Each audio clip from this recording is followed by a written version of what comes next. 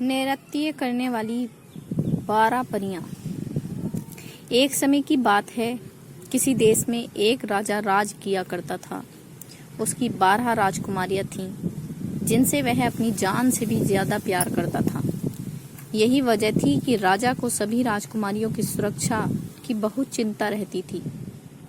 राजकुमारियों के प्रति प्यार और चिंता के कारण राजा ने सभी राजकुमारियों के सोने का इंतजाम एक ही कक्ष में रखा था।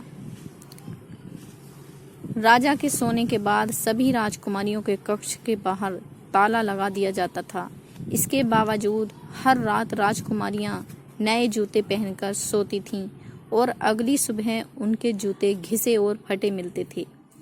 सभी राजकुमारियों को रात भर कक्ष में रहने के बावजूद अगले दिन उनके जूते घिसे और फटे मिलना राजा को भी काफी हैरान कर देता था। राजा ने इस बात की जानकारी के लिए कई प्रकार के प्रयास किए, लेकिन फिर भी इस रहस्य से पर्दा नहीं उठ सका कि हर सुबह राजकुमारियों के नए जूते फटे और घिसे क्यों मिलते थे।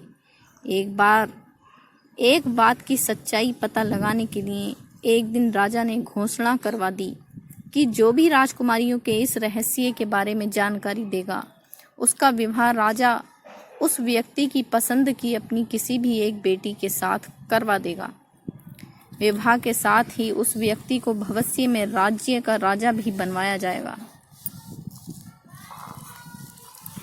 इस प्रकार की घोषणा सुनकर कई राजकुमारों ने प्रयास किया, लेकिन सभी असफल रहे। एक दिन उस राज्य से एक बहुत छोटे देश का राजकुमार गुजर रहा था, जो किसी राजा के हाथों अपना राज्य गंवा चुका था। वह एक नदी के किनारे पहुंचकर जैसी ही अपने थैले से बचा हुआ खाना निकालकर खाने लगा, वैसे ही वहां पर एक बुढ़िया आ गई और राजकुमार से खाना मांगने लगी। राजकुमार ने बिना कुछ सोचे अपना भोजन उस बुढ़िया को दे दिया। बुढ़िया ने खाना खाकर उसे उस राज्य की घोषणा के बारे में बताया और जाते जाते उसे एक जादुई चोंगा दे गई। उस जादुई चोंगे की खास बात यह थी कि जो भी उसे ओढ़ता वह गायब हो जाता था। राजा की घोषणा सुनने के बाद राजकुमार वह जादुई चोंगा लेकर राज दरबार पहुंच गया। उसने राजा से घोषणा को पूरा करने की आज्ञा मांगी। राजा ने यह कहते हुए आज्ञा दे दी कि इसके पहले जिसने भी प्रयास किया वह असफल रहा और उसे मृत्यु दंड दिया जा चुका था।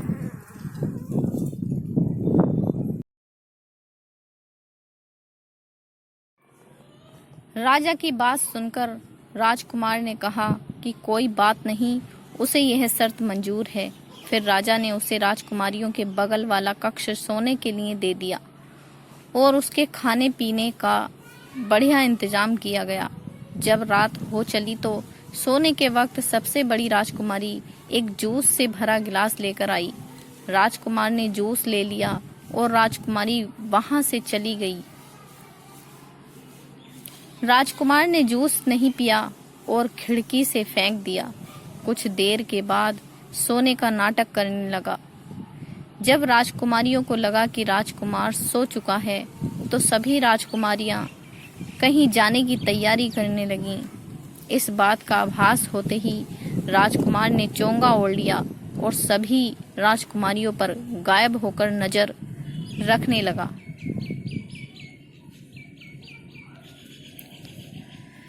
राजकुमारियों के कमरे में जाकर राजकुमार ने देखा कि सभी राजकुमारियां सज धज कर कमरे के बीच में गोला बनाकर खड़ी हो गईं और कुछ गुनगुनाने लगीं। तभी कमरे के बीचों बीच अचानक एक गड्ढा नजर आने लगा, जिसमें से सभी राजकुमारियां एक जादुई स्थान पर चली गईं। राजकुमारियों के पीछे पीछे राजकुमार भी चला गया। वहां पर 12 राजकुमार उनका इंतजार कर रहे थे। सभी राजकुमारियां उन राजकुमारों के साथ जंगल की ओर जाने लगती हैं। रास्ते में चांदी के पेड़, सोने के पेड़ और अन्य जवाहरात के पेड़ मिलते गए।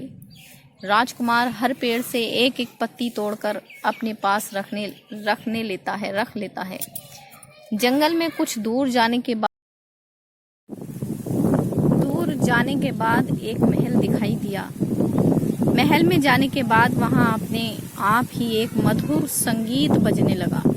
उस मधुर संगीत की धुन पर सभी राजकुमारियां राजकुमारों के साथ नाचने लगी। उस धुन पर वह राजकुमार भी झूमने लगा। वे सभी वहां पर सुबह होने के पहले तक नाचते रहे और सुबह होने के पहले ही वहां से चले गए। सभी राजकुमार राजकुमारियों को छोड़ने के लिए जंगल के बाहर तक आए और राजकुमारियां वहां से अपने कमरे में आ गईं। राजकुमारियों के साथ ही चोंगा पहने हुए राजकुमार भी वहां आ गया और चुपके से अपने कमरे में चला गया।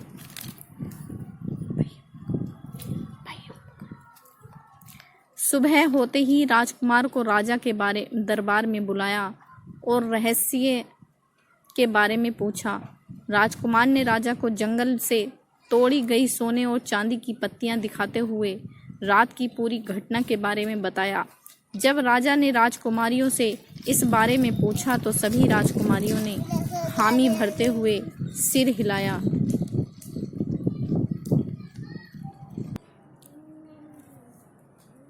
इस बात को सुनकर राजा ने राजकुमार की शादी उसकी पसंद की सबसे छोटी राजकुमारी के साथ करवा दी और उसे उस राज्य का राजा बना दिया।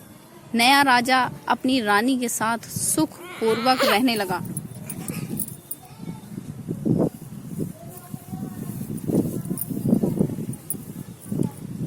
कुछ दिनों के बाद वह राजकुमारियों के साथ उस रहस्यमयी महल की ओर गया और अन्य राजकुमारियों की शादी उन राजकुमारों के साथ करवा दी जिनके साथ वे सभी रात में नाचने जाती थी।